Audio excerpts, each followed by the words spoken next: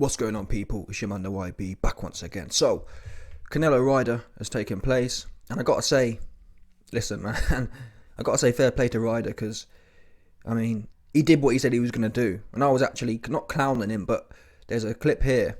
In fact, listen to it, it's best to listen. 5'10" on a good day with short, stocky build, similar to Canelo. So I think that the mid to close range stuff will be good. It's gonna be a bloody fight. So he's saying he's only 5'10", or similar height to Canelo, similar build to Canelo, so the mid to close range stuff is going to be good. Obviously, this came out a few days ago, and I was thinking, this guy, man, the worst thing you can do with Canelo, even Triple G, to be quite frank, in this particular, well, the first fight, Triple G was doing what he normally does, but in the second fight, Triple G was boxing, keeping it long, and Triple G's supposed to be the big bang, and so I thought, listen, man, there's no way someone can walk at Canelo and not get completely smoked. We've seen people running from Canelo. We've seen a whole bunch of people. Kovalev at 175. Smith. I know Smith didn't get smoked, but still, Smith didn't fight like Ryder. Ryder actually, and bear in mind, Ryder isn't a... I don't think Ryder's necessarily the quality of Callum Smith at his best. But still, Ryder may be a... Listen, Ryder's got the dog in him. That's what I'm saying. I'm giving Ryder a lot of credit here. Ryder came to fight. And Ryder came to fight Canelo at his own game, which before the fight I was thinking, this guy's going to get smoked in a few rounds, but he came to fight at Canelo's game and ended up going the distance. He got put down, but unlike most fighters today, like Billy Joe, or even Callum Smith didn't really want to fight. Ryder came to fight.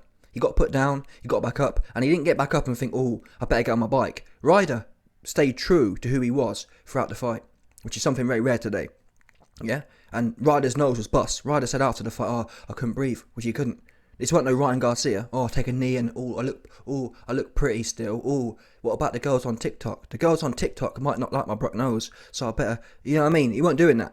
Ryder said before the fight what he was going to do, and he did it. Very rare quality. Look at people like AJ. Oh, you know what I mean? Oh yeah, AJ was taking pictures the other day in the hood. Oh, I'm a hood dude. You're not a hood dude. You got punched up by a dude 200 pounds soaking wet. There's no hood in you. listen, AJ, yeah? There's absolutely no hood in you. Do you understand? Not even a little bit. Yeah? You're not hood. I don't know what, it's not even about where you're from. The bottom line is, yeah, it don't matter where you're from. You could be from Eton.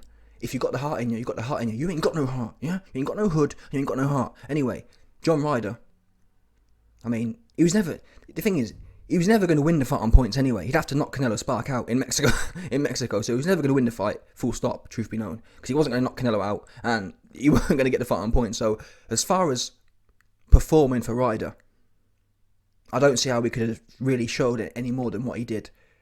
He did exactly what it says on the tin. Or exactly what he's promised he was going to do. Now, we know Canelo has the harder shots. We know Canelo's obviously the more elite fighter. The fight, I mean, from Ryder's point of view, yeah, I'm not sure what more he could have wished for. Now, Ryder made some interesting comments after the fight. Punked Canelo. He said, well, Mike Coppinger reports, John Ryder just said at a post-fight press conference with a towel pressed to his bloody nose that Canelo is past his best days. Wow, he couldn't get me out of there. His plan was to stop me. He didn't. And after, honestly, as much of a rating as I give John Ryder, unfortunately, this fight looks bad for Canelo. Let me tell you now, people, and I've been saying this for a year. Thankfully, it seems like Bivol's finally seen my videos and he jumped on the bandwagon, but ain't had no flowers out, corny ass dude. Anyway, Bivol's on the bandwagon now. Yeah, 168, 168. Where was he when it was relevant? Anyway, the point I'm getting at is, Canelo don't want nothing to do with Bivol after that performance. Canelo's shots, I don't know what's happened, but maybe it's the Bivol fight that's changed him. In that sense, Canelo was more, or maybe it's the fighting style, maybe it's the fact that Ryder was stood in front of him. Traditionally, or not traditionally, but Canelo used to be more of an outboxer. Anyway, when he moved up to 168, when he beat, I think it was the second Golovkin fight, that's when Canelo started kind of falling in love with his hands, or falling in love with his big single shots. And that carried him all the way until the Bivol fight, really. Anyway, tonight, he looked flat. His shots didn't have that whip they usually do. He wasn't slapping. He wasn't doing a Tyson Fury, but he didn't have that. Well, I don't know. It might be the case that John Ryder is just too hard. But The way I've seen Canelo at 168, yeah, hit people like Callum Smith.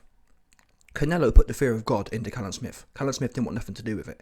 And we've seen Callum Smith beat up George Groves, for example. So that's one example. We've seen Canelo put the fear of God into, what's his name? Plant. Equally, Benavidez couldn't do nothing with Plant in that sense. Well, he could. He touched him up, but he wasn't smoked like he was against Canelo. We've seen Canelo smoke Billy Joe. Tonight, yeah, you can call the knockdown a knockdown, but like I said, Canelo couldn't finish his dinner. He had the guy down in round 5, and John Ryder wasn't. We've all seen the fights here where someone gets put down and then they end up on their bicycle for 12 rounds, trying to just stay alive. Ryder was, again, staying true to himself, toe-to-toe with Canelo the whole fight, and that for me is worrying. It's one thing to get outboxed and outclassed by a Bivol who's moving in and out and just coming with the second and third phase and whatever else. It's okay to, or it's almost like being beat by Floyd. That makes sense. But when you get beat, Ryder didn't beat him, but when you don't dominate, when an A-class fighter like Canelo stops dominating at his own game, his own shtick is, if you stand in front of me, you got no chance. And it might be the case that maybe because, well, there's an argument that sometimes you don't want to run from a pressure fighter. If you run from a pressure fighter, then you're always at their pace and you're always on the end of something. But then again, look at people like Mike Tyson. People tried that whole thing of, don't run from the guy, and the people who stood until Holyfield or whoever else, a lot of people tried to stand. I think it was even, what's his name, Larry Holmes was running a little bit, yeah, but I think in the last few whatever, he tried holding his feet and exchanging, and you just end up worse for wear. So there's no. It's cliche to say that, that's how you fight a pressure fighter. You walk into them. Listen, no one else has pulled that one off. Apart from, Bivol wasn't running, but Bivol was in and out. And to be fair, at times he did stand, but no one in the last X amount of years have I seen. John Ryder didn't really take a back step the whole night. He was in that, he literally, like he said there, mid to close range before the fight is what he pitched, and mid to close range is what he did. And the fact that Canelo couldn't beat the guy up, I have to agree with John Ryder, man. It's worrying. It's looking to me like Canelo is well and truly past his best. Now, it could be a bad fight, it could be whatever, but I'm just calling a spade here. Bivol will do this guy wrong. I don't care if he drank, even at 160, I'd have Bivol the favourite. I think Bivol's just too much now, because Canelo was putting shots together that weren't phasing Ryder. And I think Canelo looked better in the Bivol fight. As bad or as good as Bivol looked in the Canelo fight, yeah, Canelo still looked better than he did last night. Canelo just looked, he wasn't having that impact. He wasn't punching holes through people anymore. It almost looked like, now it might be the case that John Ryder's just really like high level tolerance and whatever else for taking damage. But the fact Ryder said himself, Ryder's the guy we haven't been in there with Canelo. Ryder himself has said Canelo's past his best. He knows what he knows what he was expecting. And that tells me, for Ryder to say that Canelo's past his best, he knows something. Yes, they haven't fought before, but you have an expectation on what's going to happen. I think probably even John Ryder thought, listen man, there's a chance tonight. I mean, he didn't fight like it, in all due respect. He fought with a spirit of a winner, but I bet he was, when you think of all the hype out there, oh my God, Billy Joe's been smoked, Callum Smith's been smoked. Well, Callum Smith didn't get smoked, but he fought like he got smoked. Caleb Plant's been smoked. It's my turn. That's got to be somewhere in there. I might get got tonight. Clearly John Ryder's expectation was a lot higher than what he saw, and I have to admit, I was underwhelmed.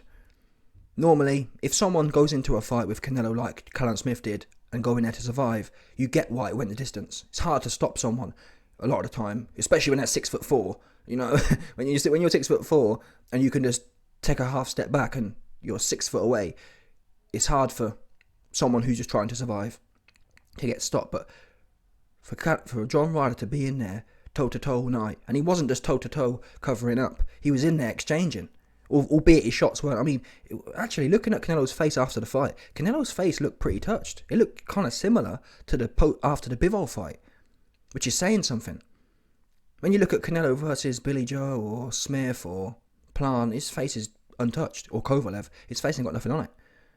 So I do have to say, man, this John Ryder's gone up massively in my estimations. And to be fair, I knew that after the that last fight when he smoked that dude who allegedly hurt his wrist or whatever. I forgot his name now, but he was Frank Warren's fighter, supposed to be the next big thing. And Ryder punched a hole for him. So yeah, Ryder, man, is top guy. He's calling out Golovkin now.